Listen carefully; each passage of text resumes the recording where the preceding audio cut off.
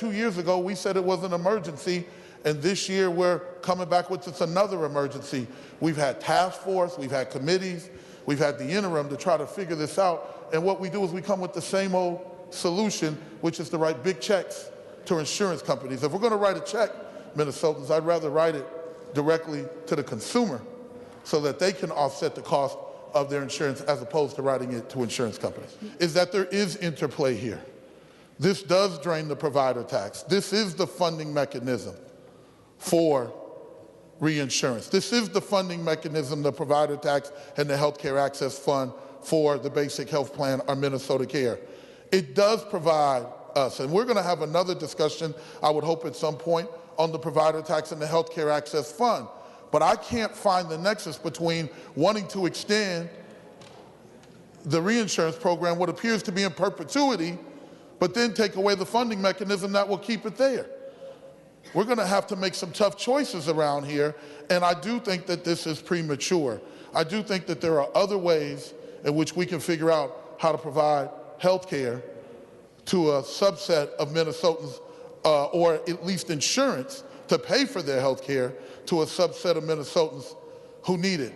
The pre-existing condition is something that 4 or 5 years ago when I was around here, people didn't quite know if they liked that provision in the ACA.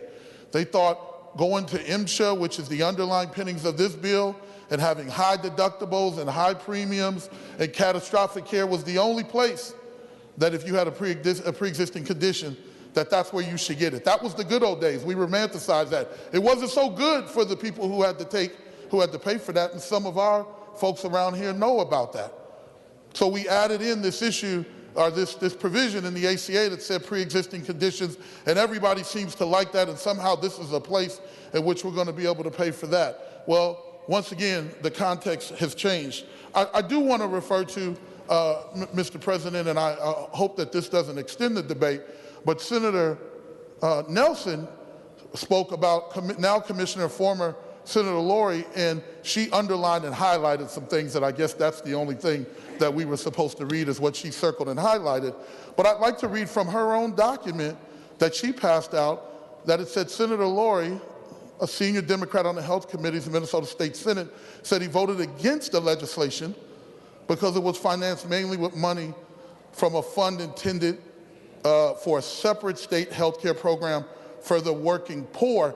And then he said what Senator Nelson said. So I want to make sure when we read that, we read the whole thing, because it gets at the point that we have here. And one of the salient points that we made is that this is taking money from the basic health plan, Minnesota Care, the one that we value, the one that's a nation-leading program that helps working poor, hard-working people be able to afford their health care. So it appears that we're picking and choosing winners here, and the losers now are poor people, low-income people.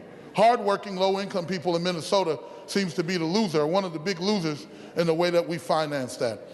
So, Mr. President, I'm not sure, I think I've said everything that everybody else is saying. There may be more people who want to say that, but this is not the right time, it's not the right space, and I got a funny feeling that we'll be back again giving away hundreds of millions of dollars to unaccountable insurance companies who send their money out of state that we don't know what's happening because somebody said, because they said that rates are going to go up this amount. I'd much rather spend our money with Minnesotans and give it directly to them than to make the decision to buy down their health care costs. I urge a red vote.